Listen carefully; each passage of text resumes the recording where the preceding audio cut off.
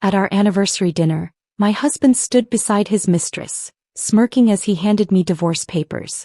"Finally, I'm done with you, sweetheart," he sneered. "I'm upgrading now. Go find someone from your own low level." Laughter erupted around the table. I smiled, thanked them all, and what I did next made their laughter die midair. "I am upgrading now, so go find someone from your own low level." Those words came out of my husband's mouth in front of 40 people at what was supposed to be our 5th wedding anniversary celebration. He was standing beside a woman I had never met, holding divorce papers he had just placed in front of me like a restaurant menu, announcing to everyone present that I was being replaced. "Before we continue, I want to thank you for being here and sharing stories about strength, strategy, and reclaiming power. If you believe intelligence and patience can triumph over betrayal, please consider subscribing. It helps us reach more people who need these stories. Now let's see how everything unfolds." The room erupted in laughter. His colleagues, his business associates, even strangers who had been invited to witness my public humiliation joined in the entertainment.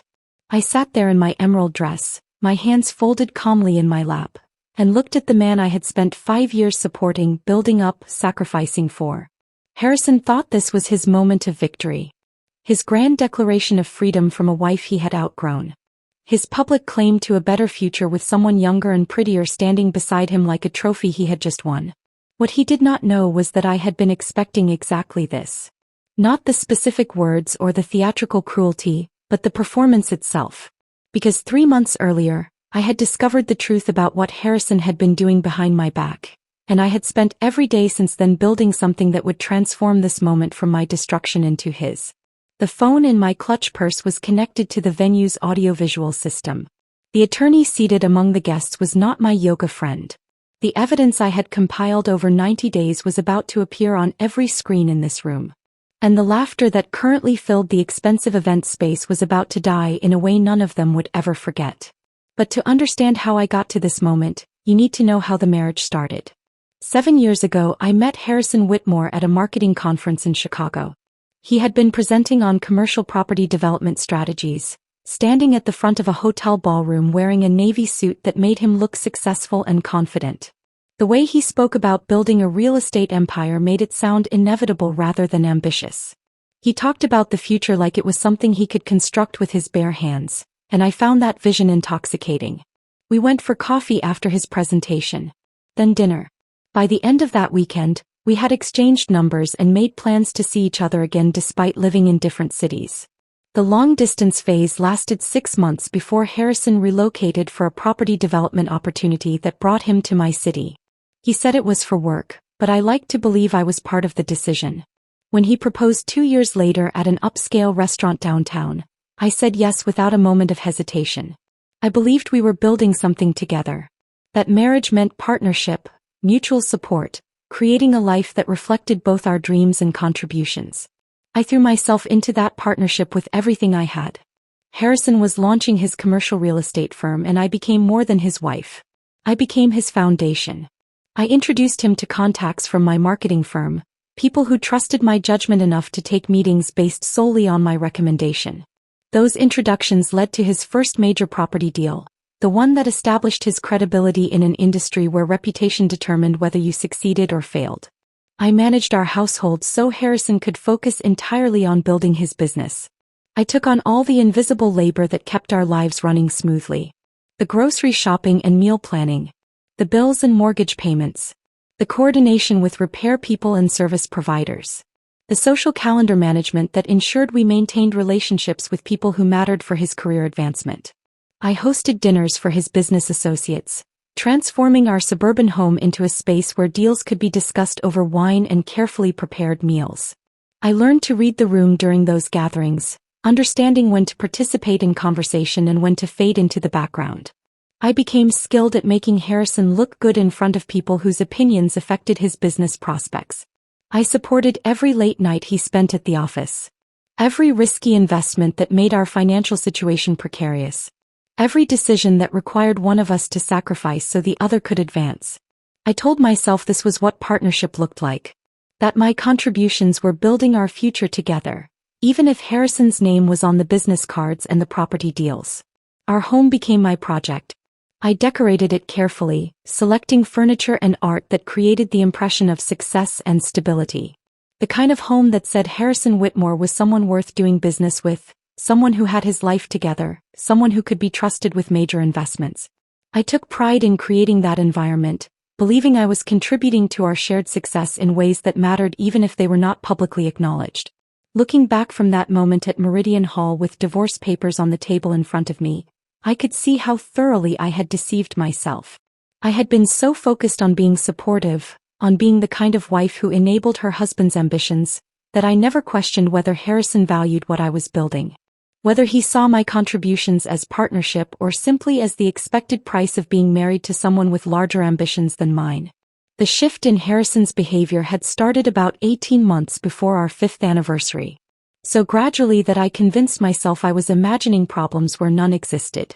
He began staying later at work, arriving home after midnight with explanations about investor meetings that ran long or property tours that required his personal attention. When I asked about his day, hoping to maintain some connection to the business we were supposedly building together, his answers became shorter and less detailed. Like he was editing information rather than sharing his life with me. His phone habits changed dramatically. The device that used to sit casually on our kitchen counter while he showered became permanently attached to his hand. Always face down on every surface. Always locked with a password I did not know and had never asked for. When notifications came through during dinner, he would glance at the screen and smile in a way that suggested the messages were more interesting than our conversation. Our relationship conversations shrank to pure logistics. Who would pick up groceries on the way home from work? When the mortgage payment was due? Whether we needed to schedule a plumber for the leaking faucet in the guest bathroom? The emotional intimacy that had characterized our early years together disappeared entirely, replaced by the kind of polite distance you might maintain with a roommate whose company you tolerated but did not particularly enjoy. Physical intimacy followed the same declining trajectory. What had once been frequent became occasional, then rare, then essentially non-existent. When I tried to initiate connection, Harrison cited exhaustion from work stress. He mentioned the demands of closing a major deal that required all his mental energy. He suggested we were simply going through a difficult phase that would improve once his current projects were completed. I believed those explanations because believing them was easier than confronting what they might actually mean. I told myself that successful marriages required weathering challenging seasons. That ambitious men sometimes became consumed by work in ways that temporarily diminished their capacity for emotional connection. That my role as a supportive partner meant giving Harrison the space he needed to focus on building the business that would eventually benefit us both. I made excuses to myself constantly. I made excuses to my sister Emma, who started asking uncomfortable questions about why we never seemed happy anymore when we were together at family gatherings. I made excuses to our friends who noticed we no longer acted like a couple at social events, sitting on opposite sides of rooms and barely speaking to each other unless someone directly engaged us both in conversation. I was so determined to believe my marriage was fundamentally sound that I ignored every signal suggesting otherwise. Every late night that smelled like unfamiliar perfume. Every weekend work emergency that took Harrison away from home for entire days. Every unexplained charge on our credit card statements that I noticed but convinced myself had reasonable explanations I simply had not thought of yet. The anniversary invitation arrived 3 weeks before the party, delivered via email on a Tuesday morning while I was getting ready for work. Not as a text message from Harrison. Not through a conversation over breakfast about planning something special for our 5th anniversary. But as a formal evite with professional design and calligraphy announcing a celebration at Meridian Hall, one of the most expensive event venues in our city. I stood in our bedroom staring at my phone screen, feeling something cold settle deep in my stomach.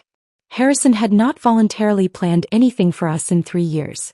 Our previous anniversary had passed with takeout Chinese food and a greeting card I had purchased for myself and signed his name to because I could not bear marking 5 years of marriage with absolutely nothing. Yet here was an invitation to an elaborate party I knew nothing about. 40 guests I had not helped select. A venue I had not been consulted about. An entire evening orchestrated without a single conversation with me, despite the fact that I was supposedly the person being honored at this celebration. I scrolled through the guest list with growing unease. Harrison's business partners and colleagues dominated the names. People whose faces I could barely recall despite having met them at various work functions over the years. My sister Emma was included, which provided small comfort. A handful of mutual friends who would probably feel as uncomfortable as I expected to feel, watching whatever performance Harrison had planned. The realization hit me with absolute clarity. This was not about celebrating our marriage. This was about something else entirely. Something that required an audience and formal planning and a venue expensive enough to make an impression on the people Harrison wanted to witness whatever he was preparing to do. That afternoon during my lunch break, I called Emma from my car in the office parking lot. She answered immediately, and I could hear the concern in her voice before I even finished explaining about the invitation. Gemma, when a man who has not planned anything in 3 years suddenly throws an expensive anniversary party without consulting his wife, that is not romance, she said carefully. That is something else.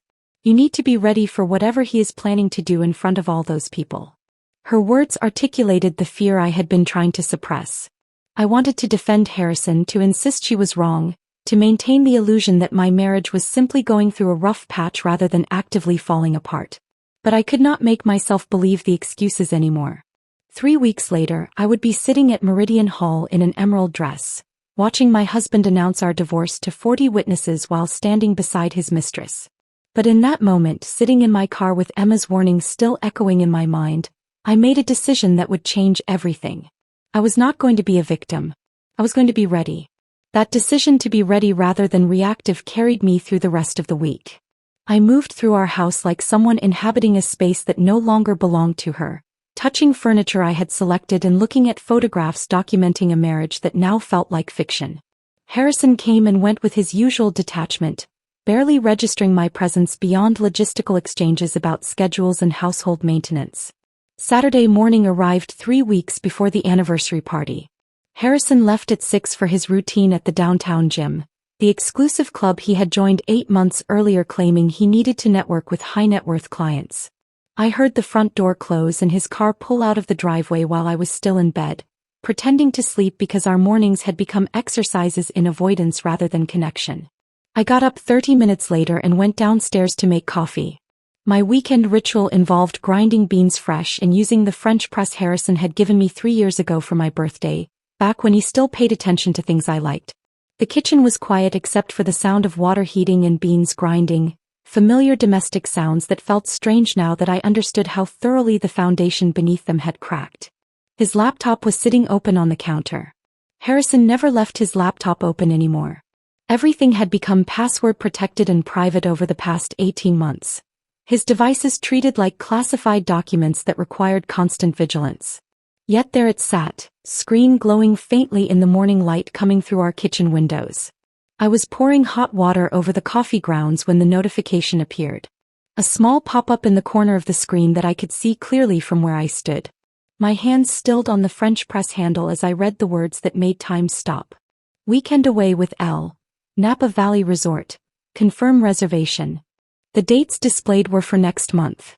Thursday through Sunday. 4 days at the romantic vineyard resort I had been suggesting we visit for 2 years. The place I had bookmarked on my computer and mentioned repeatedly while trying to find something that might restore what had been lost between us. Not with me. Little. Someone who warranted a single initial rather than a full name, suggesting either careful discretion or the kind of casual intimacy where full names became unnecessary between people who knew each other well. I set down the French press with deliberate care, my coffee forgotten as I walked the 3 steps to where his laptop sat open and unguarded. The shower upstairs was still running. Harrison would be occupied for at least another 10 minutes, possibly 15 if he followed his usual routine. I should have closed the laptop, respected his privacy, walked away and convinced myself there was an innocent explanation for what I had seen.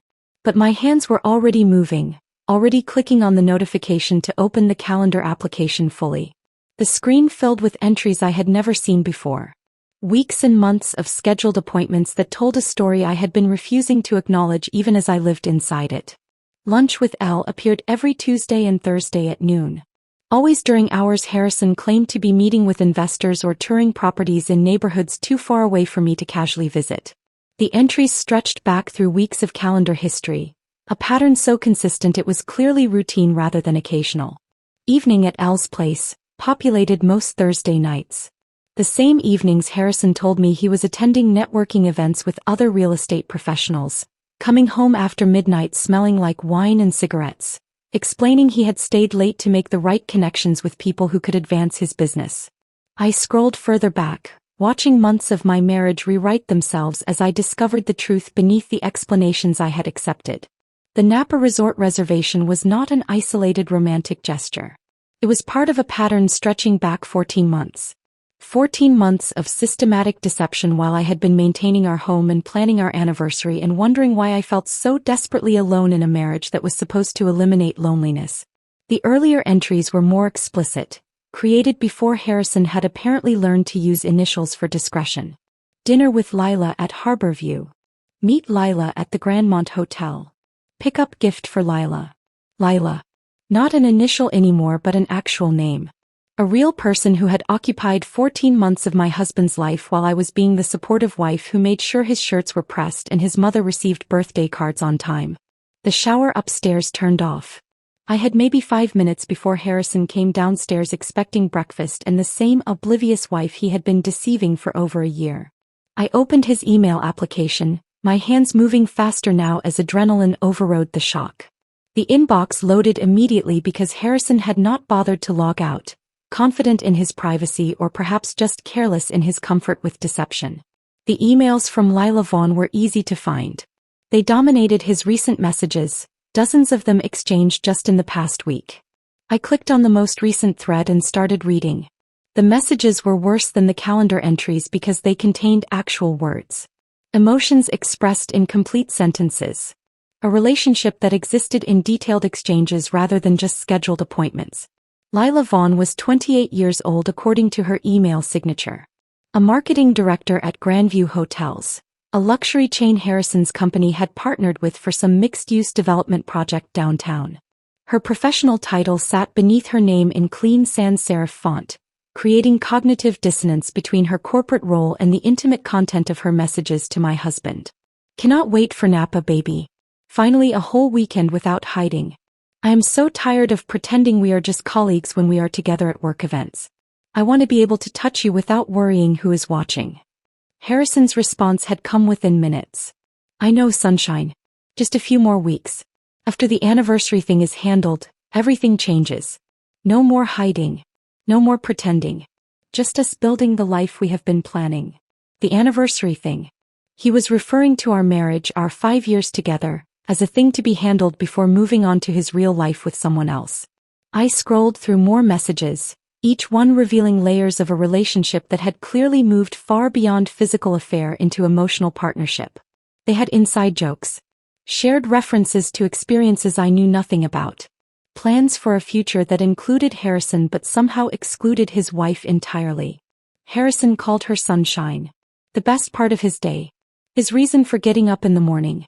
Phrases I dimly remembered him using with me during our courtship, before they became casualties of familiarity and the comfortable routine of established marriage. But the truly devastating discovery was not emotional. It was financial. Buried in their email exchanges was a shared folder Harrison had given Lila access to, labeled Our Future, with a kind of optimistic certainty that made my stomach turn.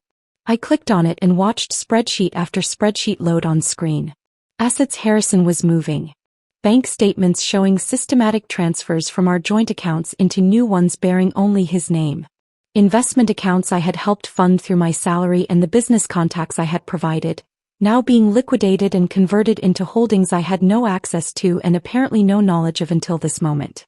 He had been stealing from me. Methodically. Deliberately. For months. I found statements for accounts I did not know existed.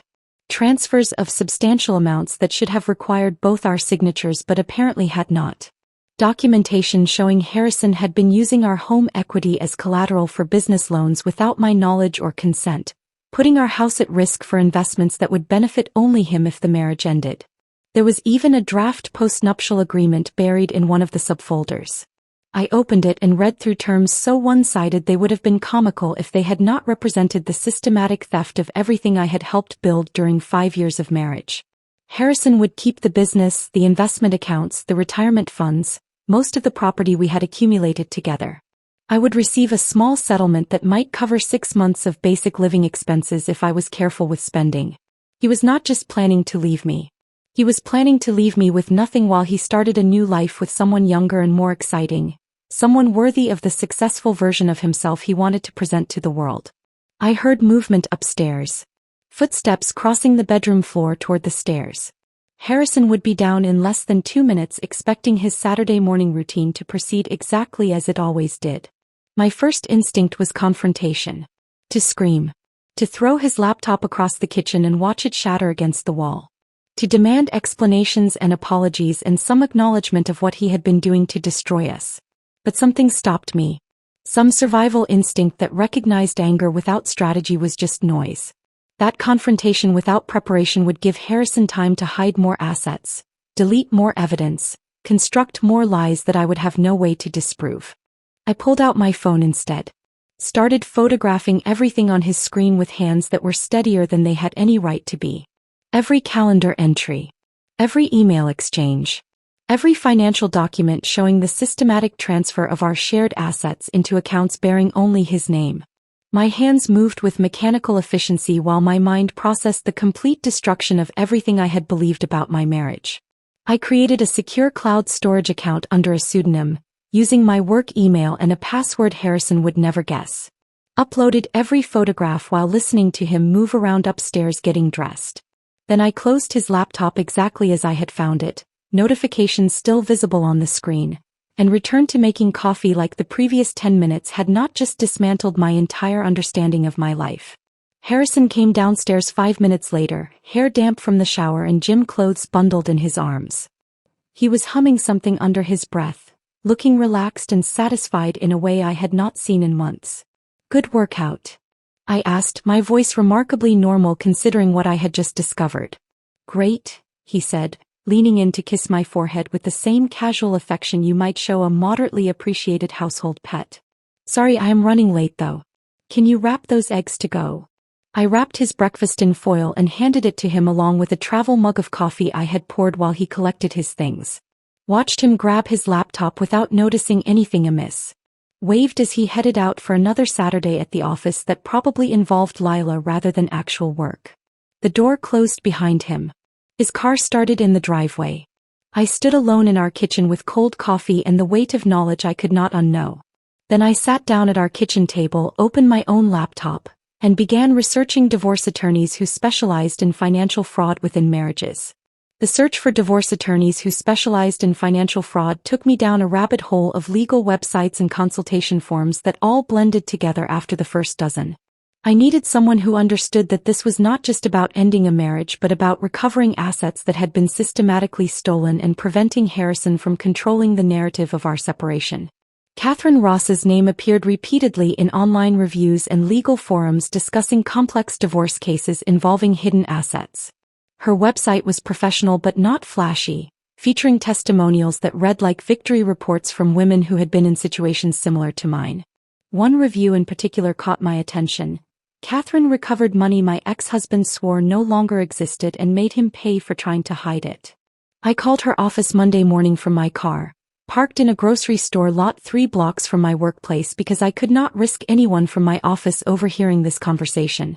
The receptionist who answered had the kind of efficient professionalism that suggested she fielded calls from desperate women regularly and knew how to assess urgency. "I need a consultation about divorce involving financial fraud," I said, keeping my voice steady despite how strange the words felt coming out of my mouth. "How soon can you come in?" she asked without hesitation. "As soon as possible. Tomorrow afternoon at 2. Bring any documentation you have. Bank statements, emails, photographs, anything that supports what you are telling me." Tuesday afternoon found me walking into a steel and glass building downtown that screamed expensive legal expertise from the marble lobby to the elevator panels. Catherine's office occupied the 14th floor, and when I stepped off the elevator into a reception area decorated in calming neutrals, I felt simultaneously out of place and exactly where I needed to be.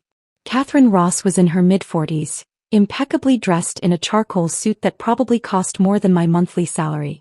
Her handshake was firm, her office organized to the point of intimidating, and when she gestured for me to sit in her conference room, I noticed she had already pulled up a notepad and recording device. "Tell me everything," she said simply. I showed her the screenshots on my phone. Walked her through the calendar entries and emails. Explained the financial documents I had discovered showing systematic asset transfers. By the time I finished, 40 minutes had passed and Catherine had filled several pages with notes in handwriting so precise it looked typed. "Your husband," she said, looking up from her notepad with an expression that somehow managed to be both sympathetic and predatory, "is both dishonest and sloppy. That combination will be his downfall." She asked questions for another 30 minutes, drilling into details about our financial situation, the timeline of when things changed, whether I had noticed any other suspicious behavior. Then she leaned back in her chair and outlined what would happen next. Over the following 2 weeks, Catherine assembled a team that operated with military precision. A forensic accountant named Marcus began tracing Harrison's financial movements, uncovering layers of hidden accounts and discovering that he had been using our home equity as collateral for business loans without my knowledge or signature. A private investigator started documenting Harrison and Lila's movements across the city. A paralegal named Sophie organized everything into case files that grew thicker each time I visited Catherine's office. The team worked with a speed that both impressed and frightened me. Marcus discovered a storage unit registered under Harrison's business partner's name containing the vintage watch collection Harrison had claimed he sold 3 years ago when business was supposedly tight. The collection was worth at least $40,000, sitting in climate-controlled storage while Harrison told me we needed to be careful about spending. The credit card analysis revealed charges at luxury hotels that appeared on our joint account. I had been helping finance Harrison's romantic getaways without knowing they existed. Marcus documented dinners at expensive restaurants, jewelry purchases from boutiques I had never visited, even spa treatments that clearly had not been for my benefit. The private investigator captured video footage of Harrison and Lila meeting for lunch at places where any business associate might see them, holding hands across tables and laughing with the easy intimacy of an established couple. The surveillance showed them entering hotels in the middle of afternoon, emerging hours later with body language that left little doubt about what had occurred inside. 3 weeks into building our case, Catherine called me back into her office for what she described as a strategic planning session. She had been reviewing Harrison's patterns and had noticed something significant about the timing and nature of the anniversary party. "He is planning something public," Catherine said, her expression serious in a way that made my stomach tighten. "The expensive venue, the guest list heavy with business associates, the formal invitations. This is not about celebrating your marriage. This is theater." She explained that men like Harrison did not just want to leave their wives. They wanted to be seen leaving.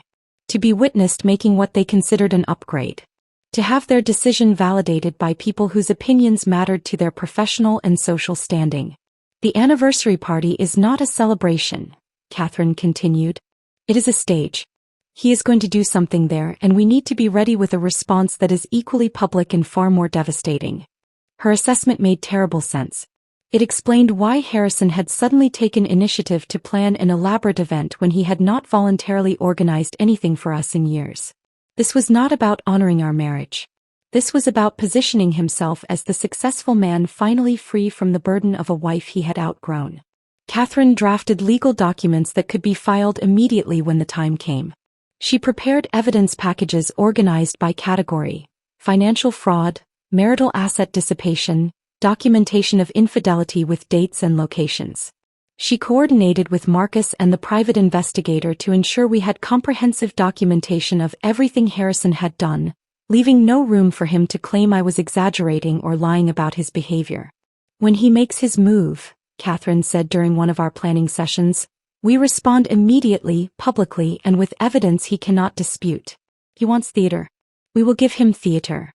But our version ends very differently than the script he has written."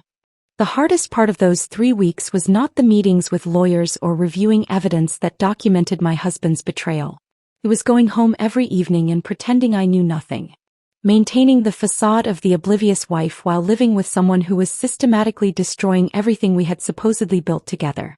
Every morning I made coffee and asked about Harrison's day with genuine-sounding interest. Every evening I prepared dinners he barely touched while scrolling through his phone, probably texting Lila about plans that did not include me. I did laundry and paid bills and maintained our household exactly as I always had. I attended work functions where Harrison networked with colleagues, standing beside him and smiling while making small talk with people who had no idea what was happening beneath the surface of our apparently stable marriage. At these events, Lila was sometimes present. I watched them maintain careful professional distance while their eyes communicated everything their words could not say in public. 2 weeks before the anniversary party, Harrison's firm hosted a charity gala benefiting some cause I could no longer remember. The event was at a hotel downtown, the ballroom filled with people in expensive clothes writing checks that would earn them tax deductions and social capital. I wore a navy dress Harrison had once said he liked and stood beside him during the cocktail hour, playing the role of supportive wife while he worked the room. Lila arrived halfway through the evening, wearing something red that drew attention from every man in the vicinity. She maintained appropriate distance from Harrison in public, but I watched her watch him during his speech about corporate responsibility and community partnership. During a break in the programming, I found myself standing near the bar at the same time as Lila. She smiled at me with what appeared to be genuine friendliness, apparently capable of separating her personal behavior from professional courtesy.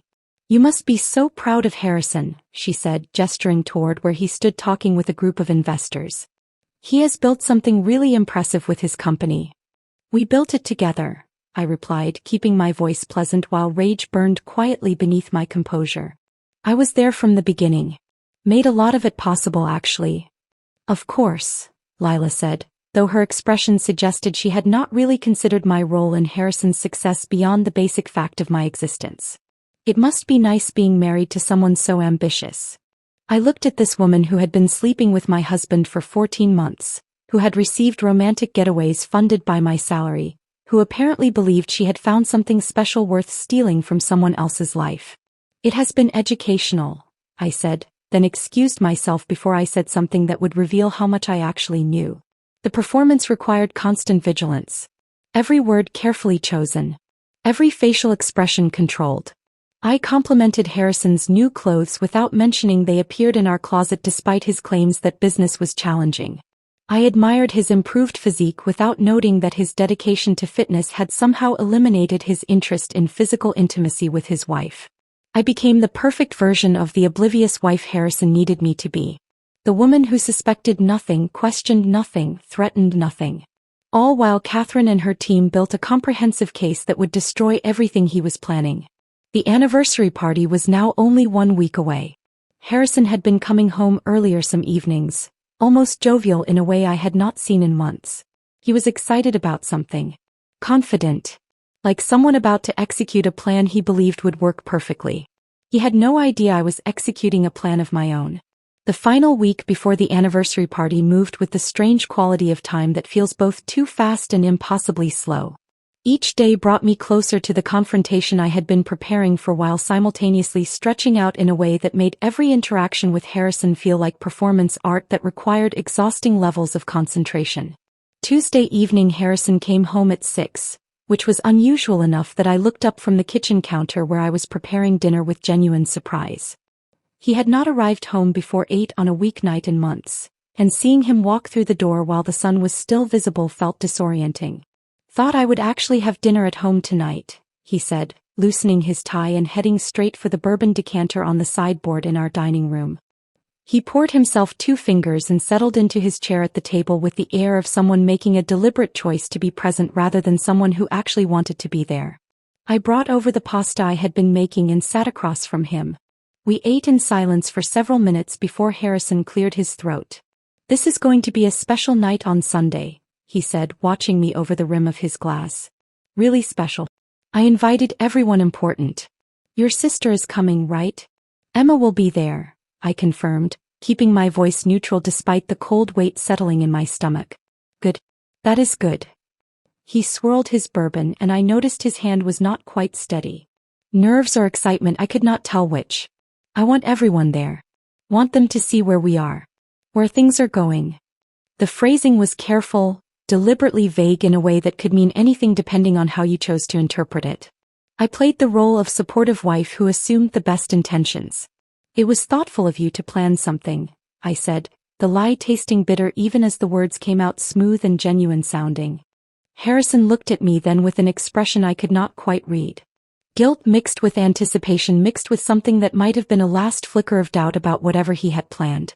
The look vanished quickly, replaced by the confident mask he had been wearing for months. He went to bed early, claiming he had an important meeting in the morning. I stayed up late on the phone with Emma, who had become my lifeline through these final days of pretending. "How are you holding up?" she asked, her voice tight with concern. "I feel like I am holding my breath underwater," I admitted. "Just waiting to surface but not sure I will make it." "You are stronger than I would be," Emma said. "I would have confronted him weeks ago. Probably would have thrown his laptop through a window." I laughed despite everything. "Catherine says the key is patience. Let him think he has control so we can take it away completely when it matters most." "Catherine is brilliant and terrifying," Emma replied. "Remind me never to get on her bad side." We talked for another hour, going over details of Sunday evening. Emma knew her role. Position herself where she could record everything on her phone, be ready to provide support if I needed it, and above all, do not react visibly no matter what Harrison said or did, because any dramatic response from my side of the room would give him ammunition to claim I was unstable or vindictive. Thursday afternoon, Catherine called an emergency meeting. Her voice on the phone carried an urgency that made my pulse quicken even before she explained why. "Marcus found something significant," she said. "Can you be at my office in an hour?" I left work early, claiming a dental emergency, and drove downtown with my hands gripping the steering wheel tighter than necessary. Catherine's conference room felt smaller than usual when I walked in, or maybe it was just the weight of whatever information was about to be shared. Marcus was there, along with Catherine's associate who specialized in tax law. They had documents spread across the table in organized stacks that suggested hours of analysis. "Harrison's business partner has been keeping documentation of questionable financial practices," Marcus explained without preamble. "Joel Preston. He has been uncomfortable for months with how Harrison handles property valuations and loan applications." Catherine picked up the explanation. "Harrison has been inflating property appraisals to secure larger loans than the properties are actually worth.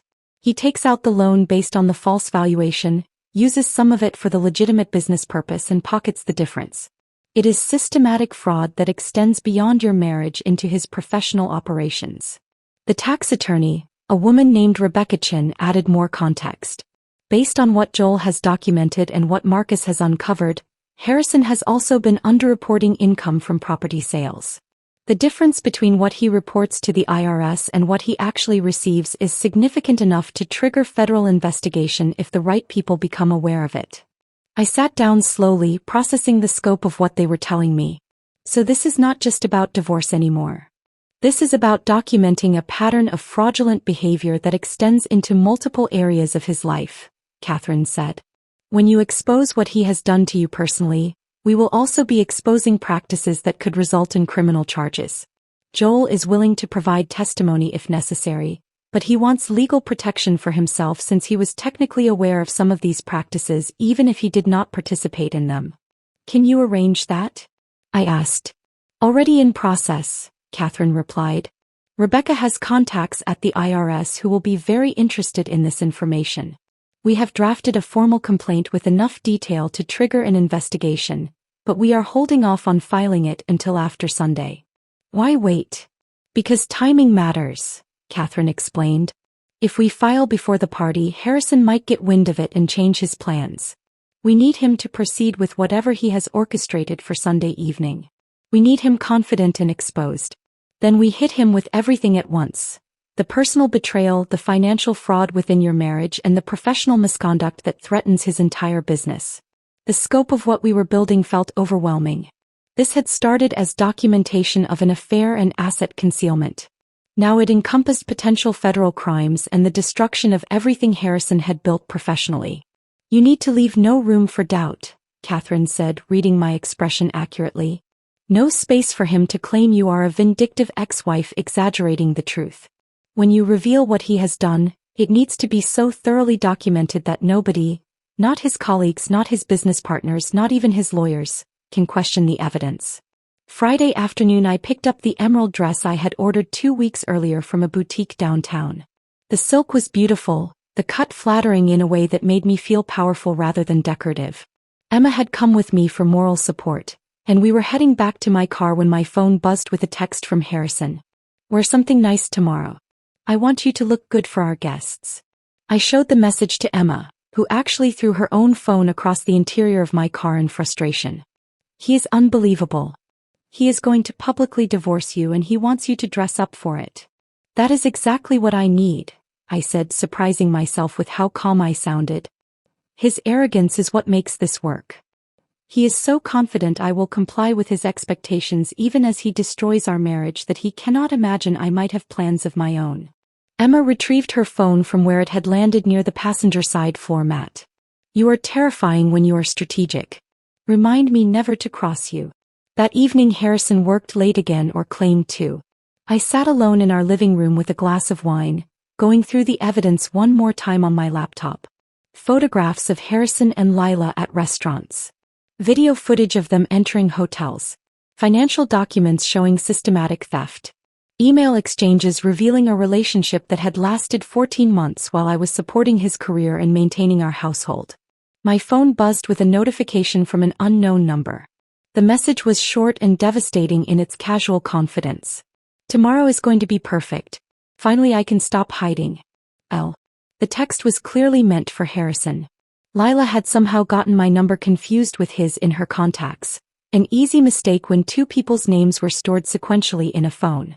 She was excited about tomorrow. About whatever public declaration Harrison had planned. About finally stepping into the role she had been playing in secret for over a year. I forwarded the screenshot to Catherine without adding any comment. Her response came within minutes. "Perfect. Keep that. We can use it." Saturday evening arrived with the quality of a Last Supper. Harrison came home early again, poured bourbon for both of us without being asked, and actually sat with me in our living room instead of disappearing into his office. "I have been thinking about us," he said after several minutes of silence. I waited, letting him fill the quiet with whatever carefully constructed statement he had prepared. "Tomorrow is going to mark a new chapter. Things have been difficult, I know, but change can be good. Change can be exactly what people need to move forward." His words were deliberately vague, constructed to mean anything depending on interpretation. I played along because that was what the moment required. "Change can be good," I agreed. "Tomorrow will certainly be memorable." We sat there for another hour having the most extended conversation we had shared in months. Every word he spoke was theater. Every response I gave was performance. Two people speaking different languages while pretending perfect understanding. Harrison went to bed before me, claiming he needed to be well rested for tomorrow. I sat alone in our living room finishing my bourbon and thinking about how tomorrow night would be the last time he slept in this house as my husband. Possibly the last time he would be a free man before everything I had built came crashing down on him with the weight of thoroughly documented truth. I felt surprisingly calm. Almost peaceful. Like someone who had been climbing a mountain for 3 months and could finally see the summit. Tomorrow I would reach it. Sunday arrived with the weight of inevitability. I woke before dawn and lay in bed listening to Harrison sleep beside me, his breathing steady and undisturbed by whatever conscience might have troubled a different kind of person. The irony was not lost on me that this would be the last morning we would wake up in the same house as husband and wife. I spent the day in careful preparation. The emerald silk dress hung in my closet, pressed and ready. My hair appointment was scheduled for 3 in the afternoon, giving me enough time to achieve the polished look I needed without appearing to have tried too hard. Every detail mattered. Every element of my appearance needed to communicate that I was someone who deserved respect, not someone who could be casually discarded in front of an audience. Harrison spent most of the day at his office, claiming last-minute preparations for the evening, though I suspected he was with Lila coordinating whatever performance they had planned. He came home at 4 to shower and change, passing me in the hallway with barely a word beyond confirming that he would meet me at the venue since he needed to arrive early to ensure everything was arranged properly. I was grateful for the solitude.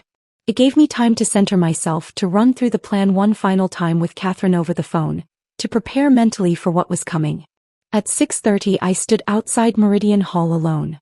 Emma had offered to arrive with me to provide moral support during those final moments before walking into whatever Harrison had orchestrated, but I had declined. I needed this moment to myself. Needed to walk through those doors on my own terms, carrying the weight of what I knew and what I was about to do. The building was stunning in the evening light.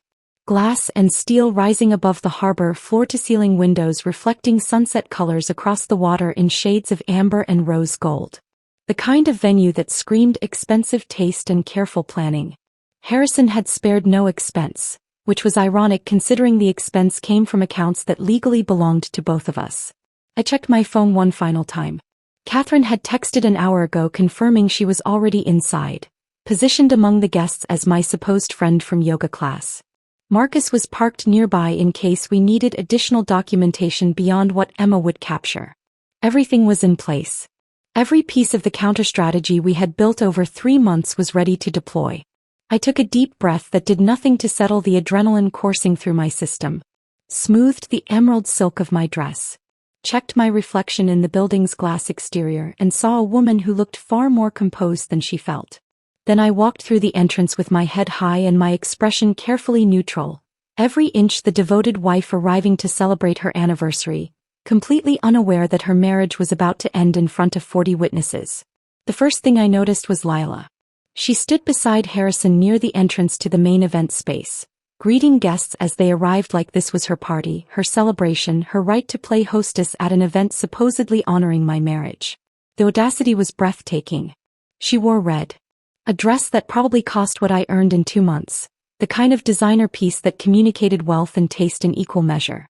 Her hair was styled in loose waves that looked effortlessly romantic but had probably required hours with a professional stylist.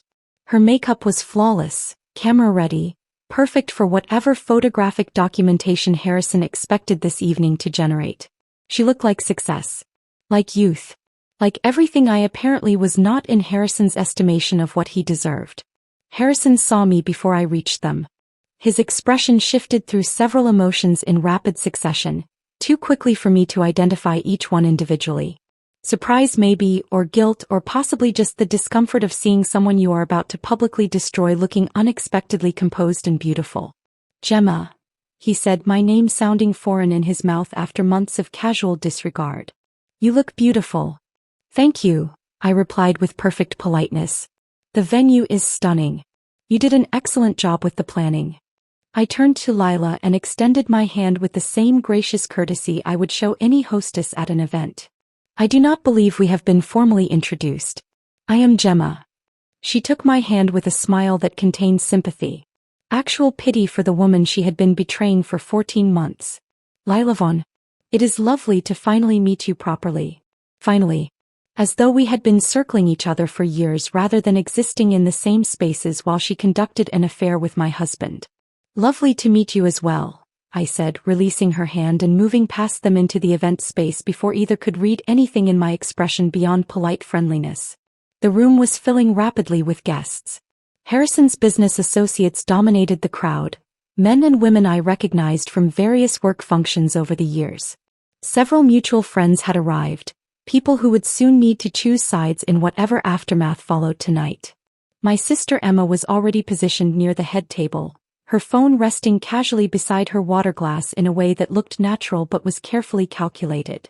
Catherine stood near the bar talking to someone I did not recognize, playing her role as my yoga friend perfectly. She caught my eye briefly and gave the smallest nod of acknowledgement before returning to her conversation. Everything was in place. Everyone was positioned exactly where they needed to be. Dinner began at 7.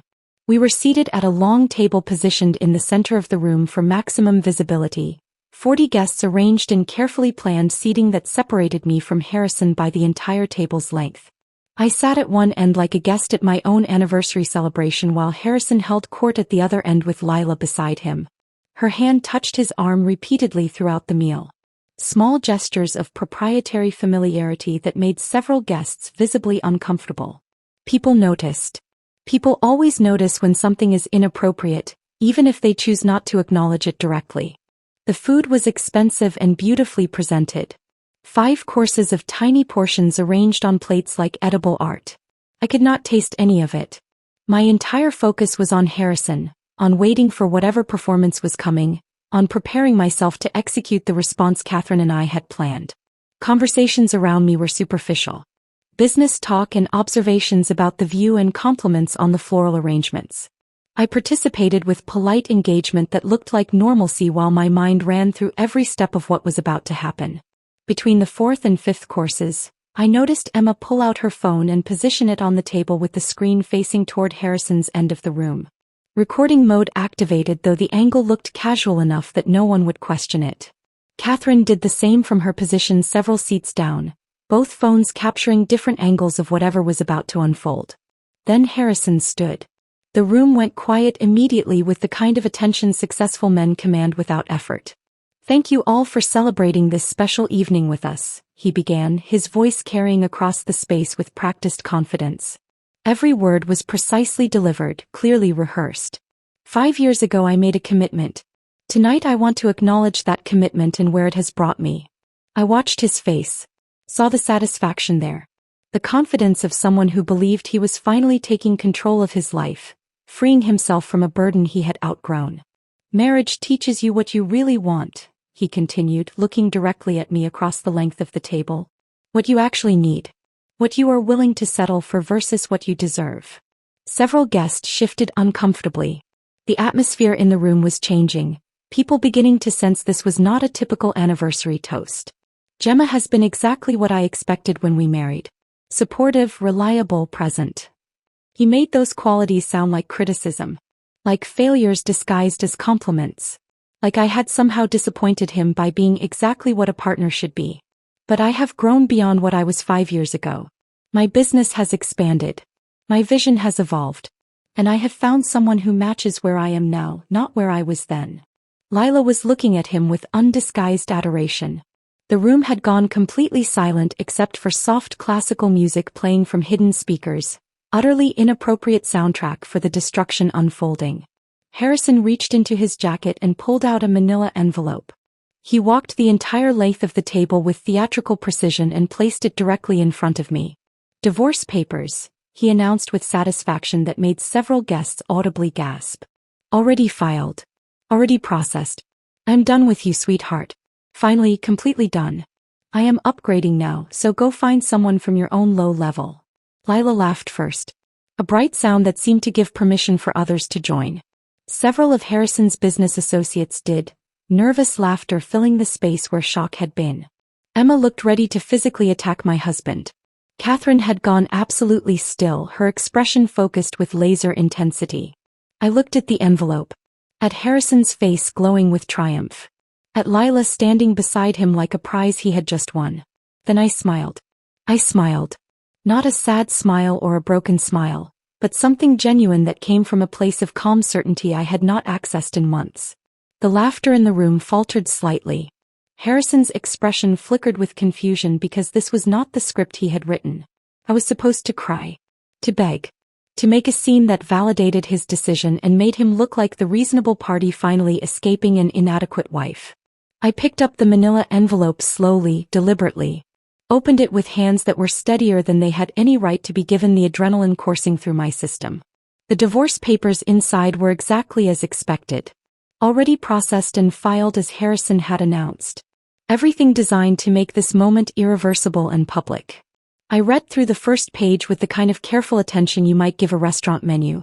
Then I looked up at Harrison with an expression I had been practicing for weeks in front of my bathroom mirror. "Thank you," I said quietly.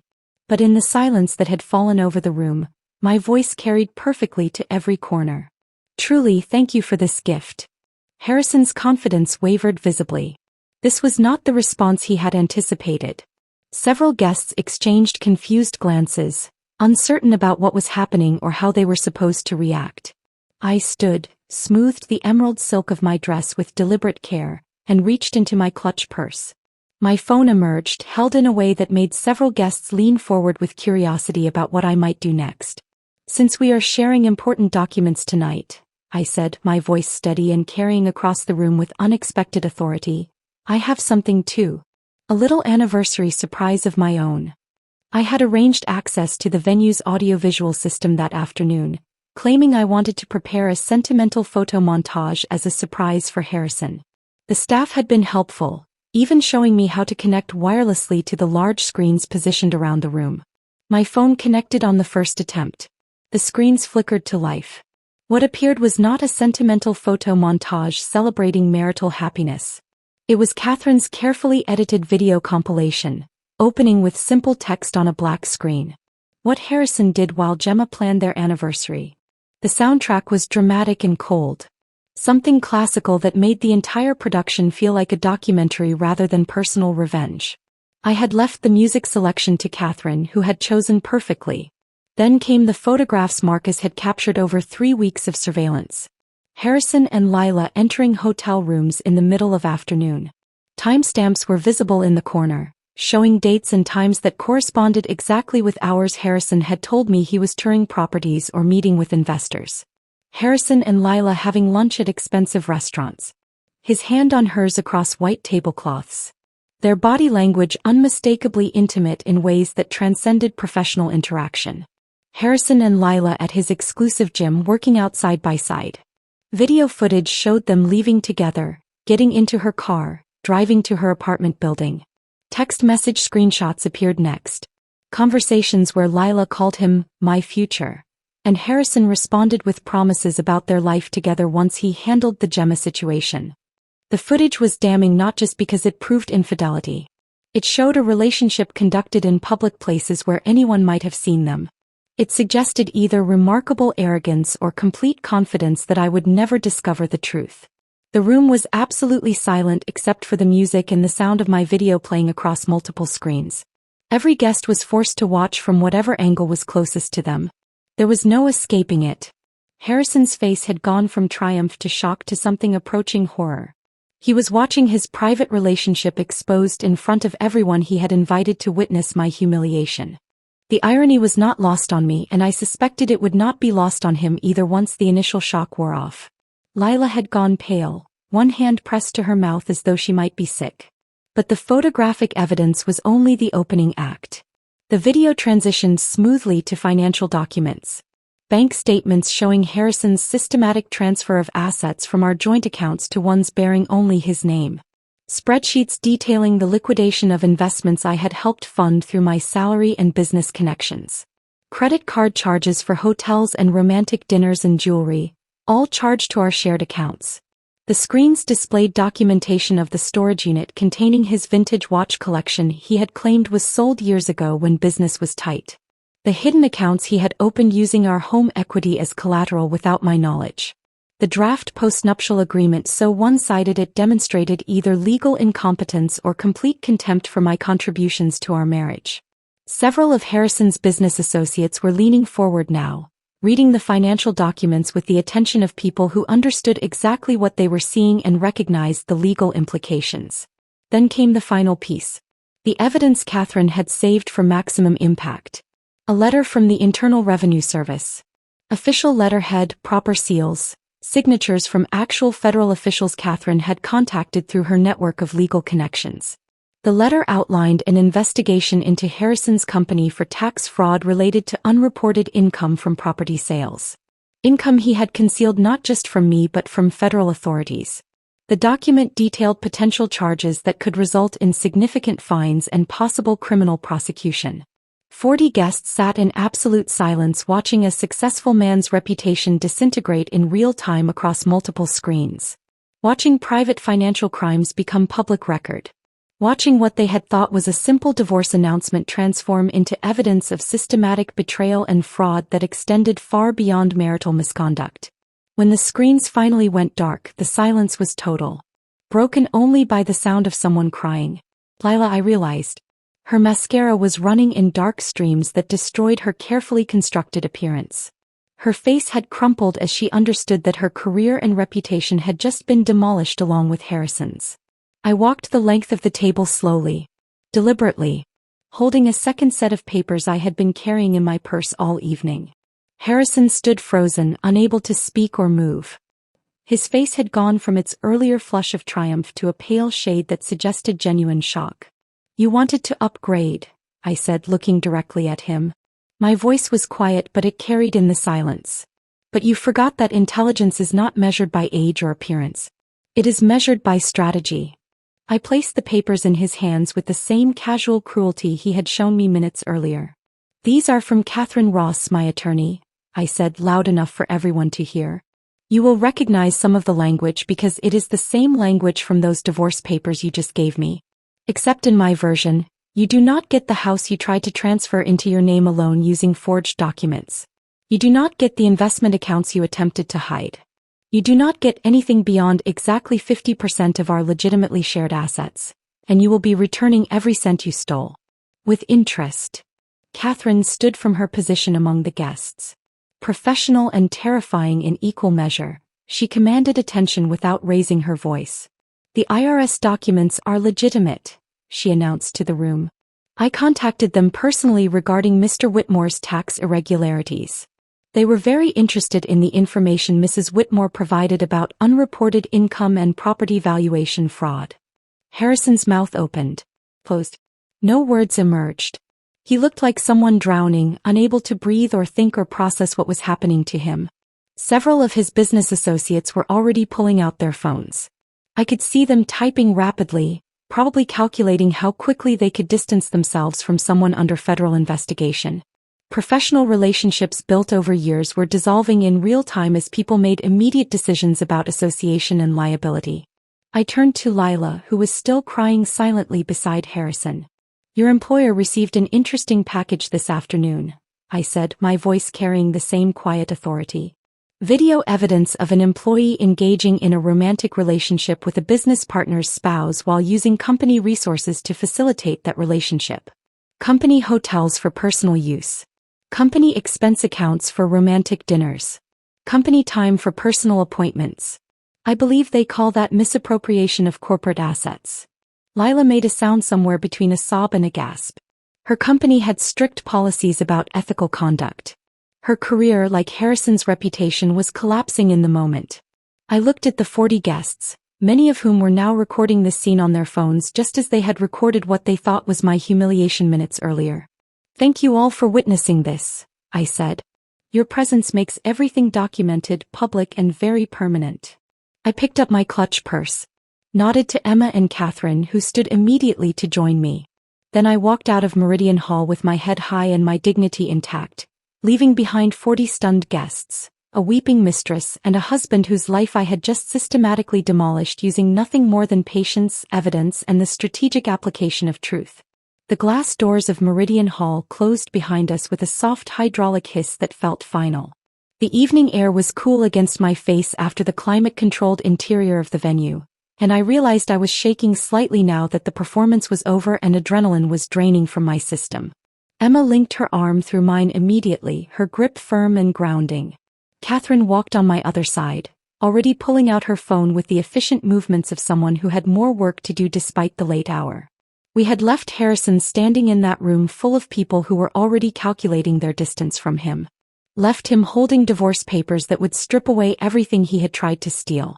Left him with federal investigation documents that transformed this from personal betrayal into potential criminal prosecution. Behind us, through the glass walls of the building, I could see movement inside the venue. Guests were standing now, clustering in small groups. Some were clearly leaving, gathering coats and purses and heading for exits. Others remained, probably discussing what they had just witnessed with the kind of fascinated horror people reserve for spectacular disasters they are grateful not to be experiencing personally. That was the most incredible thing I have ever witnessed, Emma said once we reached her car in the parking structure. Her voice shook slightly and I realized she had been holding tension for hours, playing her role as silent supporter while recording everything on her phone. Gemma, that was perfect. Everything was absolutely perfect. I leaned against her car and let out a breath I felt like I had been holding for 3 months. I need to not go home tonight. I cannot face that house right now. You are staying with me, Emma said immediately. For as long as you need. I already made up the guest room before I left for the party because I figured you would not want to go back there tonight. Catherine finished whatever she was typing and looked up at both of us. He will try to contact you, she said, her tone matter-of-fact. Probably within the hour. Angry first, demanding to know how you could do this to him. Then pleading, asking you to fix what you just did to his reputation. Do not respond to anything. Not texts, not calls, not emails. All communication goes through me now. I understand, I said. I am serious about this, Gemma. Any direct communication with him can be used to suggest you are open to reconciliation or negotiation outside proper legal channels. Let him spiral. Let him panic. Let his attorneys deal with the mess he created while we proceed with documenting and recovering every asset he tried to hide. We drove to Emma's apartment in separate cars. I followed her taillights through streets that felt surreal after what had just happened, like I was moving through a world that had fundamentally changed in the space of 30 minutes. Emma's apartment was in a renovated building downtown, smaller than the house I shared with Harrison but filled with furniture she had actually selected and art she genuinely liked rather than pieces chosen for their impression value. She poured wine for both of us while I sat on her couch trying to process the evening. My phone started buzzing around 9. Text messages from numbers I did not recognize. Notifications from social media platforms I rarely used. Emma's phone was doing the same thing, lighting up repeatedly with alerts. "Gemma," Emma said slowly, staring at her screen. "The video is already online." She turned her phone toward me. Someone had uploaded footage from the anniversary dinner to multiple platforms. The view count was climbing visibly, hundreds becoming thousands as we watched. "How many people were recording?" I asked. "At least a dozen that I could see," Emma replied. "Maybe more. Everyone had their phones out once your video started playing on the venue screens." We watched in real time as the anniversary dinner became viral content. The comment sections filled rapidly with responses that ranged from supportive to celebratory. People were praising what they called my strategic patience, mocking Harrison's arrogance, celebrating what they described as the most satisfying public revenge they had witnessed. Someone had already edited together a shortened version focusing specifically on Harrison's divorce announcement, followed immediately by my counter-reveal. The editing was professional, set to dramatic orchestral music that heightened the emotional impact. That version was spreading even faster than the raw footage. "This is insane," Emma said, scrolling through comment after comment. "There are hundreds of thousands of views already. Maybe more than 1 million at this point." By midnight, the number had reached several million across different platforms. My face was being screenshot and turned into reaction images. Someone had created a meme using the moment I thanked Harrison for the divorce papers, captioning it with text about strategic planning and patience. That meme was being shared hundreds of thousands of times, becoming shorthand for calculated revenge. I turned off my phone around 1 in the morning because the constant notifications were overwhelming. Emma did the same after confirming that Catherine had everything she needed and would handle any urgent legal matters that arose overnight. "Try to sleep," Emma said, showing me to her guest room. "Tomorrow is going to be intense and you need rest." I lay in her guest bed staring at the ceiling for what felt like hours. Sleep seemed impossible despite exhaustion. My mind kept replaying the evening, analyzing every moment, questioning decisions even though everything had gone exactly according to plan. Monday morning arrived too quickly.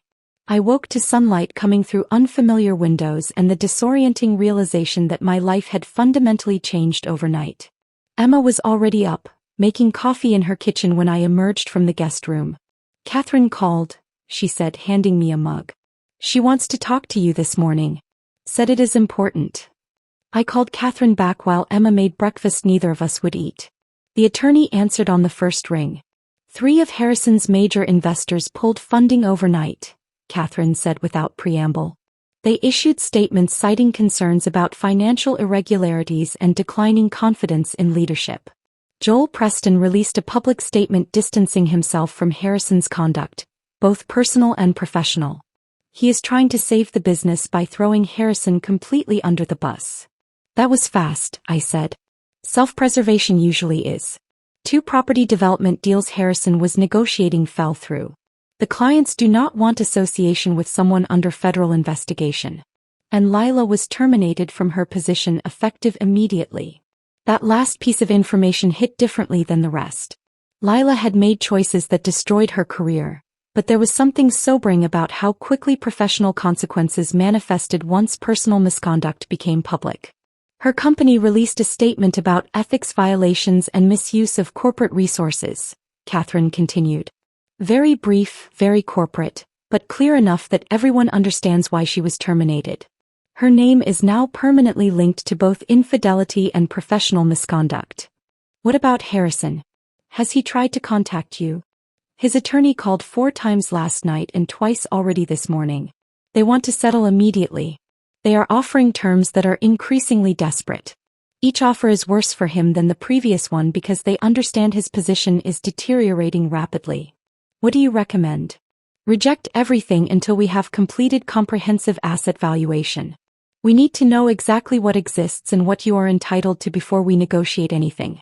The longer we wait, the weaker his position becomes. His business is collapsing. His reputation is destroyed. Federal investigators are beginning their inquiry. He has no leverage and every incentive to settle quickly before things get worse. How much worse can they get? That depends on what federal investigators find. If the property valuation fraud is as extensive as Joel's documentation suggests, Harrison could face significant fines and potentially prison time. The tax evasion alone is serious. Combined with the fraud, he is looking at consequences that extend well beyond divorce and business failure. We talked for another 20 minutes about legal strategy and next steps. Catherine had already filed formal responses to Harrison's divorce papers, asserting claims to all marital assets and demanding full financial disclosure. She had contacted forensic accountants to begin comprehensive valuation of everything Harrison owned or controlled. The process would take weeks, possibly months, but Catherine was confident we would recover everything he had tried to hide plus compensation for his dissipation of marital assets. When I hung up, Emma was reading something on her laptop with an expression that was half shock and half amusement. News websites are covering this, she said, turning the screen toward me. Not just gossip sites. Actual news outlets are writing about the viral video. They are calling it a case study in strategic response to betrayal. The article she showed me analyzed the anniversary dinner from multiple angles. The planning required. The evidence gathering. The public nature of both Harrison's announcement and my response. There were quotes from legal experts discussing the implications of documenting and exposing marital misconduct in such a comprehensive way. My phone, which I had turned back on that morning, was filled with missed calls and messages. Most were from numbers I did not recognize. A few were from acquaintances and distant friends who had apparently seen the video and wanted to express support or shock or curiosity about what had happened. 3 messages were from Harrison. The first was angry, demanding to know how I could destroy him like this. The second was pleading, asking me to call him so we could discuss what happened like reasonable adults. The third was threatening, suggesting I would regret making his personal life public and that his attorneys would ensure I paid for the damage I had caused to his reputation. I showed them to Emma, who read through all 3 with increasing disgust. Do not respond, she said firmly. Catherine was right. Let him spiral. I deleted the messages without replying. Whatever Harrison was experiencing now was consequence, not injustice. He had orchestrated a public humiliation designed to destroy me while elevating himself. The fact that his plan had backfired so completely was result of his own choices, his own arrogance, his own absolute confidence that I would never discover what he was doing or be capable of responding effectively. The rest of Monday passed in a blur of phone calls and legal consultations and moments of sitting quietly in Emma's apartment trying to process how completely my life had transformed in less than 24 hours. By evening, the viral video had been viewed tens of millions of times across multiple platforms. My face was recognizable now to strangers who had never met me but felt entitled to opinions about my marriage and my choices and whether public revenge was justified or excessive. I sat on Emma's couch that night with a glass of wine I was not drinking and realized that despite everything, despite the viral attention and the legal battles ahead and the complete destruction of the life I had been living, I felt something I had not experienced in 18 months. Relief. Relief settled over me that Monday evening in Emma's apartment, but it was complicated relief. The kind that comes with recognition that while one chapter had ended, the aftermath would require navigation through territory I had never experienced before. The divorce proceedings began formally the following week. Catherine filed comprehensive responses to Harrison's papers, asserting claims to every marital asset and demanding full financial disclosure with documentation requirements that would take his attorneys weeks to compile. The process was methodical and exhausting, involving depositions and document production and endless meetings in Catherine's conference room reviewing financial statements and property records. Harrison's attorney tried multiple approaches to expedite settlement. Each offer was more desperate than the last, reflecting his client's deteriorating position as business partnerships dissolved and federal investigators expanded their inquiry into his financial practices. Catherine rejected every proposal, insisting we would not negotiate until we had complete understanding of every asset Harrison owned or controlled. The proceedings took 3 months to finalize. Judge Margaret Chin, a woman in her early 60s with a reputation for no-nonsense adjudication of complex marital disputes, presided over our case with efficiency that suggested she had seen variations of this story countless times throughout her career. Harrison's attorney attempted to argue that the viral video had created prejudice that made fair proceedings impossible. That public opinion had turned so decisively against his client that objective evaluation of asset division could not occur. Judge Chin shut down that argument with a single sentence that Catherine would later tell me she wished she could frame. Your client damaged his own reputation through systematic fraud and public cruelty. Mrs. Whitmore simply documented the truth. The settlement was everything Catherine had promised and more. The house remained mine through sole ownership since Harrison's attempt to transfer the title without my knowledge or consent was legally void, making me the legitimate owner of property we had purchased together but that he had tried to steal. The investment accounts were divided exactly in half based on their actual value rather than the diminished amounts Harrison had claimed existed after hiding substantial portions. Retirement funds were split according to proper legal formula rather than Harrison's preferred version where he kept everything and I received minimal compensation for 5 years of marriage. Every cent Harrison had transferred to his personal accounts came back with interest calculated from the date of each fraudulent transaction. The vintage watch collection he had hidden in a storage unit was sold at auction, the proceeds divided and contributing to my settlement in a way that felt particularly satisfying given how many times he had claimed those watches were sold during periods when he insisted we needed to be careful with spending. Catherine even recovered compensation for money Harrison had spent on Lila. The hotel rooms and romantic dinners and jewelry purchases, all charged to our shared accounts, were classified as dissipation of marital assets. Harrison was required to reimburse me for his affair expenses, effectively making him pay twice for the relationship that had destroyed our marriage. The final settlement amount was substantial enough that I could pay off the remaining mortgage on the house and still have significant savings, financial security I had not experienced in years while Harrison was systematically stealing from accounts I had helped build. But I did not keep the house. The building held too many memories of a marriage that had slowly suffocated me. Instead, I sold it and used the proceeds to move into a penthouse apartment in the Arts District downtown, a space that felt like liberation made physical. 8 months after the anniversary dinner, I stood in my new apartment with floor-to-ceiling windows overlooking the harbor. Meridian Hall was visible in the distance, glass walls reflecting afternoon sunlight. The venue had become a landmark in my personal geography, the place where I had reclaimed my life and demonstrated that quiet patience could be more devastating than dramatic confrontation. I decorated the space according to my own taste rather than compromising with someone else's preferences or selecting pieces designed to impress business associates. Art I genuinely liked rather than art that looked expensive. Furniture that served function and provided comfort rather than making statements about success and status. My career had transformed in ways I never anticipated. The marketing firm I worked for promoted me to creative director 3 months after the video went viral. My boss explained the decision by noting that someone capable of orchestrating such comprehensive strategic communication clearly possessed valuable professional skills that the company wanted to utilize and retain. The promotion came with a 40% salary increase and creative authority over major client campaigns. For the first time in years I was earning money that was unambiguously mine, unconnected to Harrison's aspirations or expenditures or his constant criticism that I was not ambitious enough or successful enough or simply enough. I adopted a cat named Justice because Emma suggested it and the irony appealed to me. An orange, imperious creature entirely uninterested in performing emotional labor for anyone's benefit. He spent his days positioned in patches of sunlight coming through the apartment windows, occasionally deigning to acknowledge my presence when food or attention suited his convenience. Catherine became more than my attorney. She became a friend who understood what it meant to watch a marriage dissolve and choose reconstruction over collapse. She introduced me to a support group that met monthly, women with similar stories about partners who had systematically underestimated them.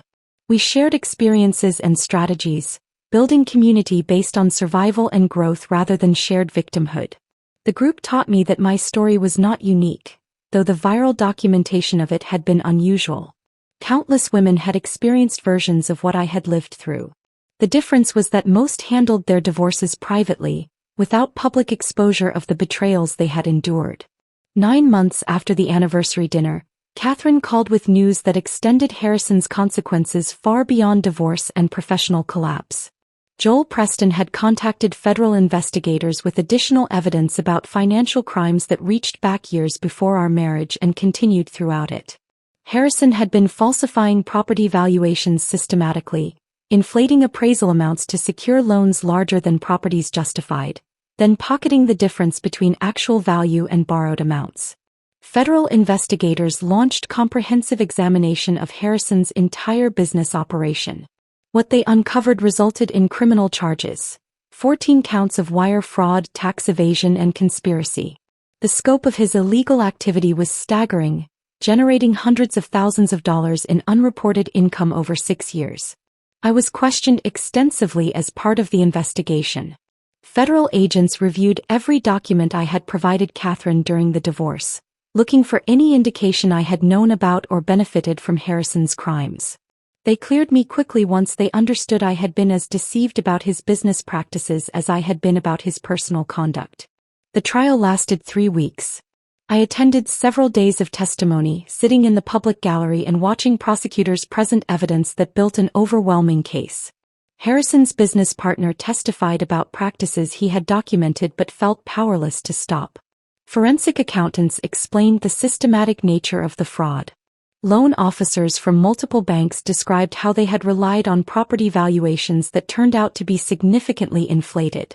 Harrison was convicted on 11 of the 14 counts. At sentencing, Judge William Torres imposed 6 years in federal prison followed by supervised release and restitution requirements that would likely occupy the remainder of Harrison's professional life. I attended the sentencing hearing because Catherine believed closure required witnessing consequences in their entirety. Harrison stood behind the defense table wearing a suit that no longer fit properly, his face showing accumulated stress from 18 months of fighting charges that evidence had proven conclusively. When Judge Torres asked if he wanted to make a statement, Harrison looked directly at me for the first time since his arrest. "I destroyed everything good in my life because I confused success with happiness and ambition with fulfillment," he said, his voice carrying less confidence than I had ever heard from him. "My wife deserved better. She was better. And I was too arrogant to recognize that until it was too late." The words might have meant something years earlier. Now they were just insufficient acknowledgement delivered far too late to matter. I felt nothing watching him be led away to begin his sentence. Not satisfaction. Not vindication. Not even the closure people talk about finding at the end of difficult chapters. Just profound sense of release from a narrative I was finally finished living. That evening I stood in my apartment with justice curled on the sofa and harbor lights reflecting off dark water. I understood something fundamental that had taken months to fully grasp. Revenge had never been about destroying Harrison. It was about refusing to be destroyed by him. About documentation rather than confrontation. Strategy rather than emotion. Patience rather than impulse. Harrison had wanted to upgrade. What he actually did was trade partnership for performance. Someone who knew him completely for someone who knew only the version he performed for public consumption. The real upgrade had been mine. From wife defined by marriage to woman defined by choices. From someone who absorbed criticism about inadequacy to someone who recognized that inadequacy belonged to the person delivering judgment rather than receiving it. The anniversary dinner video still circulates occasionally on social media, resurfacing whenever someone compiles examples of public accountability or strategic response to betrayal. I no longer feel exposed by it. Instead, it has become a permanent reminder that quiet people are not weak people. They are simply waiting for the right moment to demonstrate exactly how dangerous underestimation can be. If this story of calculated justice and strategic revenge kept you captivated from beginning to end, show your support by hitting that like button right now. My favorite moment was when Gemma calmly thanked Harrison for the divorce papers before revealing the comprehensive evidence that would destroy everything he had built. What was your most satisfying moment in this story? Share your thoughts in the comments below. Do not miss more powerful stories of resilience, justice, and triumph over betrayal. Subscribe and hit that notification bell so you are notified the instant we upload new content.